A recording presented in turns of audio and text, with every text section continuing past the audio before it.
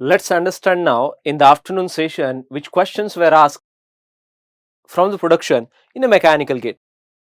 So the question was asked, a surface grinding operation has been performed on a cast iron plate having the dimension. There is one iron plate is there and the dimensions are 300 millimeter length, 10 millimeter width and 50 millimeter in the height.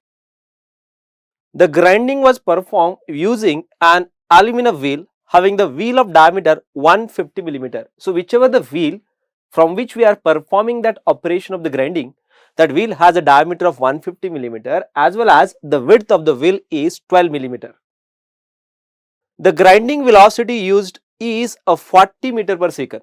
This is the velocity by which grinding takes place. That means the wheel is rotating by the surface velocity 40 meter per second. That is what grinding velocity is. The table speed is 5 meter per minute. So whatever the plate which is being placed on that particular table, the table is moving by certain velocity and the velocity by which it is moving is a 5 meter per minute. The depth of the cut per pass is 50 micrometer and the number of grinding passes are 20. So 20 number of passes in which operation is completed. The average tangential and average normal forces in each pass would be 40 and 60 Newton respectively. Tangential force is cutting force, normal force is the thrust force by default, free statements. The value of the specific grinding energy, there the specific grinding energy was given, here the specific grinding energy is asked, but the formula remains same, joule per millimeter square or millimeter cube rounded off to 1 decimal places. Now I would say that sir, this is the plate is given. I have a simple logic. We are interested to calculate what? A specific energy.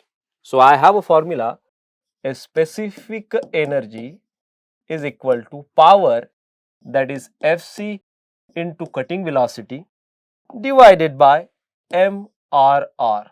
We all know that. We'll play the unit. Force, Newton. Velocity has to be meter per second. Now, metal removal rate, mm cube per second, right? Newton into meter, joule, joule per second, numerator. Denominator, mm cube per second will get cancelled, kill each other. And then a remaining is joule per millimeter cube. Amount of energy required to remove unit volume of material is a specific energy, joule per millimeter cube. Straightforward, crystal clear like water. What is it? MRR we have to calculate. Then we have to put the value of that Vc and Fc, and if I put that, I'll get a specific energy. Right, fine. Fc cutting force, I told you that. What is that? Sir, tangential force is cutting force, normal force is the thrust force. Tangential cutting force, Fc is 40 Newton. What is it? Fc, I'll write on here in a different particular fashion. So I'll say that sir, Fc is equal to 40 Newton. Great. Whenever I say that force, the force is applied by the grinding wheel onto the workpiece. And how? If this is the metallic plate of a dimension, length 300 millimeter, thickness 50, width 10, what will happen? There will be a grinding wheel. How the grinding wheel will be? This is a circular grinding wheel. This is a grinding wheel would be there, right? Like that, like this, right? A grinding wheel is there. This is the grinding wheel is there. You can understand that, right? Or I would say that like this grinding wheel is there. Now the diameter of grinding wheel is there, something 150 millimeter, and now it rotates by certain RPM. So whenever it is rotating, when it rotates, comes and hits that surface. And whenever it is hitting, there is a certain force applied. By that grinding wheel. So can I say that the velocity by which the circumference surface is rotating, that is the velocity by which it will hit to that particular workpiece. So therefore, cutting velocity should be a circumferential surface velocity, and which is given there, a grinding velocity use is 40 meter per second. Hands up. Therefore, I'll say that sir, Vc is exactly equal to 40 meter per second. Isn't it? Yes, 40 meter per second. Fc is there, Vc is there. Newton, meter, joule per second. Right? Fine. MRR, metal removal rate. Understand MRR. Right? Fine. Sir, MRR is nothing but volumetric removal of material with respect to time. How much volume millimeter cube is removed in 1 second, 1 minute or 1 hour. So when I say 1 second, I'll say that, sir, how much is millimeter cube volume? So it was given that whenever we do the operation, the depth of the cut given is 50 micrometer, depth of cut. So from the top layer surface, my wheel is grounded in a downward direction. So therefore, I'll say that something like that. This is my depth of cut. I know that it's exaggerated figure. Just to understand that. So this is depth of cut. Material is going to remove. This is the width. Because it was given width of the wheel is 12, which is greater than the width of the plate. So entire surface will get machined only in a one stroke. So therefore, I'll say that depth, this material is going to remove, width, this material is going to remove. So can I say that if I write down, this is the cross section material is going to get removed, and the cross section material which is going to get removed here is D multiplied by 10, D multiplied by 10. This is the cross sectional material. So depth of cut D is 50 micrometer.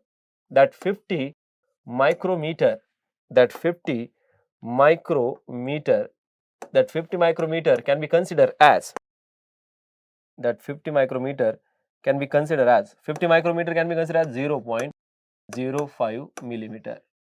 0.05 millimeter. I hope you are understanding this. 0.05 millimeter. Right, fine. Now, what is the velocity by which it is getting cut? What is the velocity by which it is getting cut? The velocity by which it is getting cut. So I'll say that, sir, what is the velocity by which it is getting cut is nothing but the velocity by which this metallic plate is moving. Because we know that, sir, this metallic plate is moving by certain velocity. The metallic plate is moving by certain velocity. And what is the velocity it will pass over this grinding wheel? That is the velocity by which this cross section material removal takes place. This cross section material removal takes place. And therefore, it was given that the table speed is 5 meter per minute. 5 meter per minute. So therefore, can I say that material removal rate is depth of cut multiplied by width multiplied by velocity, which is exactly equal to 0.05 millimeter, width is 10 millimeter, velocity is 5 meter per second. So 5 is meter. 5 is what? Meter. It was given that. What is that? 5 meter per minute. But I required what? I required mm per second. So convert into mm, I should multiply by 1000. This is what exactly mm divided by, now that minute has to be converted to a second. So it should be divided by 60. It should be divided by 60. So it is now mm per second. And now I'll say that mm multiplied by mm multiplied by mm is mm cube per second. Mm cube per second. So now if you put all these values there, I'll say that, sir, now directly here, specific energy you would be able to calculate directly. Specific energy you would be able to calculate 38.39 joule per millimeter cube. Joule per millimeter cube. Joule per millimeter cube. This is what exactly specific energy you are going to get calculate. Specific energy 38.39 joule per millimeter cube. As simple as that, a demonstration and the values you have to put there, calculate answer. Right, fine. Next question. The machining process that involves ablation is, and we know that the ablation word is related to what? Laser beam machining operation. Laser beam machining operation. We know that, sir, the laser ablation is the process of removing the metal from a solid surface by irradiating it with a laser beam. That is what called as ablation is. So when the laser particle are incident onto the surface, that energy of the laser, that laser is nothing but light particle, high intensity light particle, the material get melt and vaporize. And that process is nothing but sometimes called as irradiating the material by the laser beam is nothing but called as ablation, and therefore this is nothing but the answer, laser beam machining. Delhi D is correct answer for that. Right, fine. Now the very simple question was asked again on a rolling operation. The thickness, width and length of the metal slab are. So when we talk about rolling operation, before it passes through a rolling operation, thickness, width is there, width is there, and the length is there, and the length is there. Length, width and thickness is given. So as it is original values, we can write it that original length is exactly equal to, what we can say that original length, the original length L naught is exactly equal to 3600 mm. It is having a thickness H naught is exactly equal to 50, and it is having a width is exactly equal to W naught is exactly equal to 250 millimeter. Right, fine. A rolling operation on this slab reduces the thickness by 10%. So whenever this metallic strip is passing through the roller, it reduces by 10%. 10% reduction takes place. So if it is reduces by 10%, how much it will remain? Remaining will be 90% because reduction is a 10%. So I can write down here L1 or L final is equal to 90%, that is 0.9, 90 by 100, 0.9 multiply by L naught. Multiply by what? L naught. And increases width by 3%. Width also increases by 3%. So if the width increases by 3%, I'll say that, sir, width increases by 3%. It's a rolling operation on this, reduces the thickness by 10%. So I should say that it should not be LF, or it should not be, it should be HF. This should be HF. Final thickness is this, and the final width is exactly equal to, I'd say that it increases by 3%, that is 1.03 into what? Original width W naught, because it is increases by 3%. So the final width will be a 3% more, that is 103%, 1.03 multiplied by W naught. And now he is asking us a question, calculate final length. Calculate what? Final length. Now I know that, sir, whenever we talk about any metal forming process, we assume that material is incompressible. When the material passes through plastic deformation, the shape may change, dimension may change, but the overall volume of the material remain constant. That is called as incompressibility property is valid. So therefore, original volume of the body is exactly equal to final volume after even the plastic deformation also, which means that I can simply say that V naught original volume is exactly equal to Vf final volume. If this is the body, what is the volume? Thickness, width multiplied by length. So I'll simply say that thickness, that is H naught, multiply by what? Width. Width is exactly equal to. So I can simply say that this we can write down here. So I'll say that, sir, L naught or V naught is exactly equal to V final. So I'll say that thickness H naught into width W naught into length L naught is exactly equal to the thickness H final into width final into length final. Right, fine. So I'll say that H naught I'll keep it as it is, H naught. Width also I'll keep it as it is, and whatever the L naught, that is original length, is there. What is the original length? 3600, I'll put it there. 3600 is equal to final length, and we all know that, sir, final length is nothing but final thickness is getting reduced by 10%. That is final thickness is the 0.9 multiply by this is also H naught, right? 0.9 multiply by H naught. So I'll say that this is 0.9 into H naught multiply by WF. What is the final width? Final width is 1.03 into WF multiply by LF. Therefore, if we calculate that, final length would be coming, the final length, if I am not wrong, answer is coming 3883.49 millimeter. This is what exactly a final answer is coming. This is what exactly final answer is coming. That's a simple logic. What is the simple logic? Sir, volumetric changes are 0, material is considered as incompressible, put it there, calculate answer, and you will get the range, you will get the answer. Right, fine. I hope you are understanding. Volume remains constant. Now, in a CNC machine tool, the function of an interpolator is to generate. So many times we have discussed that a lot of time. Sir, interpolation is nothing but the consecutive distance between two consecutive points on a contour.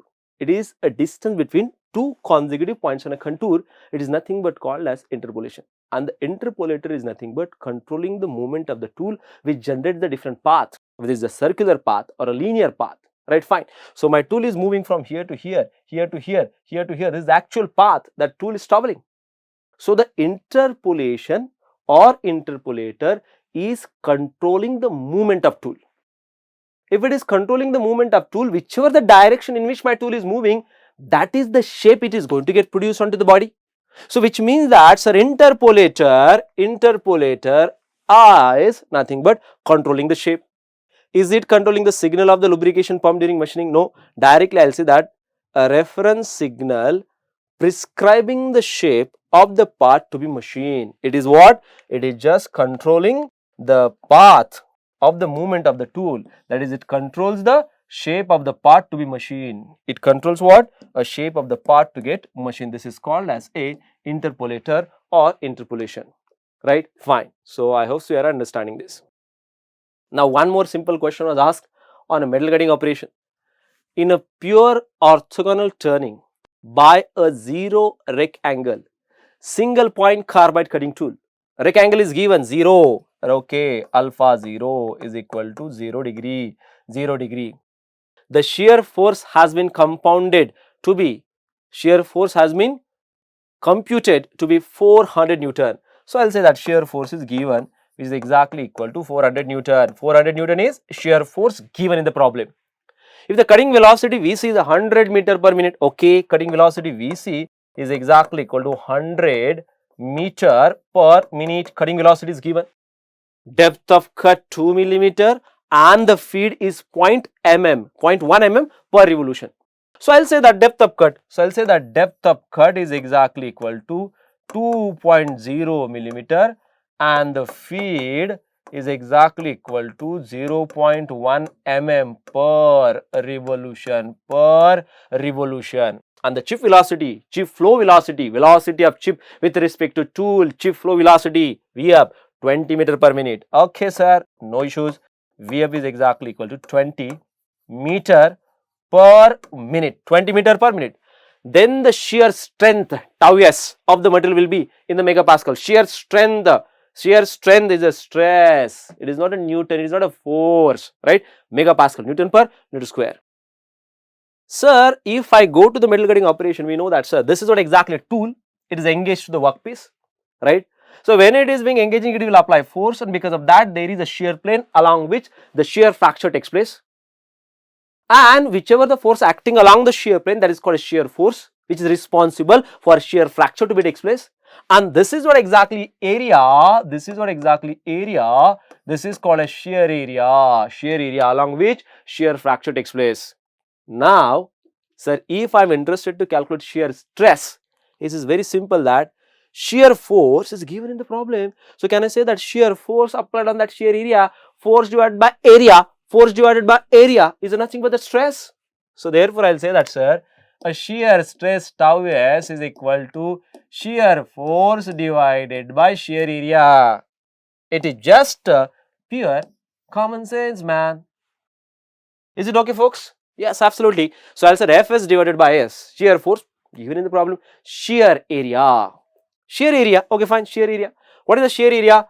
Length of the shear plane, Ls, multiply by width W, length of the shear plane. So I'll say that angle made by shear plane with the cutting velocity vector is a shear plane angle phi. So from that triangle, can I say that sine of phi is exactly equal to, this is uncut chip thickness T naught divided by length of the shear plane. Shear plane is hypotenuse. So therefore I'll say that, sir, length of the shear plane Ns is T naught divided by sine of phi. So can I say that area of the shear plane is width W multiplied by length, that is T naught divided by sine of phi. I got my answer here immediately. Is it true? Yes, sir. So what is left there, sir? Shear force is given in the problem. Okay, fine. Divided by shear area. W width divided by T naught divided by sine phi. Okay, fine. Okay, great. W width. Sir, in the problem, if you see that, sir, depth of cut is given and feed is given. When the depth of cut and feed is given, you know that, sir, when the depth of cut and feed is given and alpha 0 is 0 degree. Right, fine. When the depth of cut and feed is given, we know that, sir, the feed becomes uncut chip thickness and depth of cut becomes my width of the cut or width of the chip. Therefore, can I say that here in a simpler manner, the width of the cut or width of the chip becomes 2.0 millimeter and feed becomes my uncut chip thickness T naught, that is 0.1 mm per revolution. It is 0.1 mm. Do you understand that? Yes. So many several number of hours we spent to understand this, right? Fine. When the two values are given like that, so I'll say that, sir, here by default my depth of cut will become width of this particular cut or chip and feed becomes my uncut chip thickness, that is 0.1.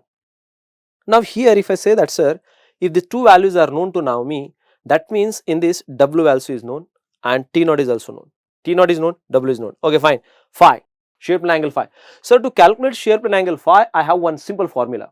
What is this formula? Sir, the formula is tan of phi exactly equal to R into cos of alpha 0. R into cos of alpha 0 divided by 1 minus R into sine of alpha 0. 1 minus R into sine of alpha 0. Therefore, I'll say that, sir, R value we are interested to calculate now. Alpha 0 is given in the problem. It's a 0 degree rake angle. I hope so, right? In a pure orthogonal turning by 0 rake. Rake is given. R, chip thickness ratio, sir, Vf by Vc, Vf by Vc. Okay, man. So, I'll say that, sir, R, chip thickness, R is exactly equal to Vf by Vc. Vf is 20, divided by Vc is 100. This is 0.2. Now put it there. Therefore, I'll say that, sir, tan of phi is exactly equal to 0.2 into cos of 0 degree divided by 1 minus 0.2 into a sine of 0 degree.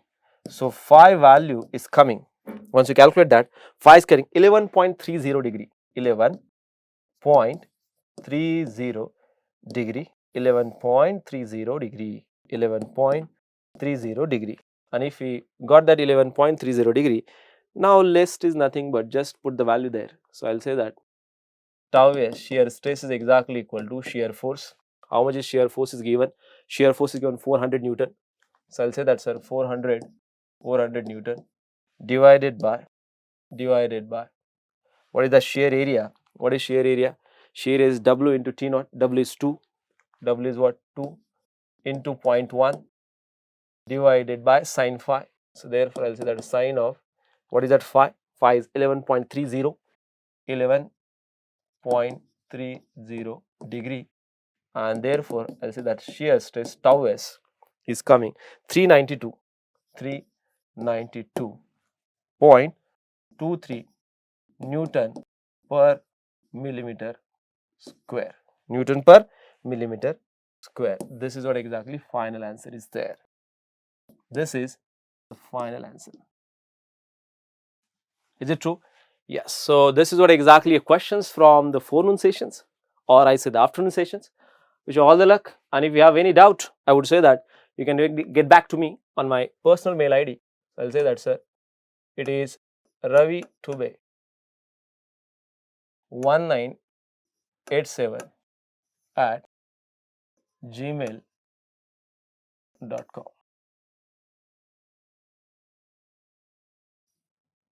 You can get back to me on this. All the right, folks. Thank you, everybody. Take care.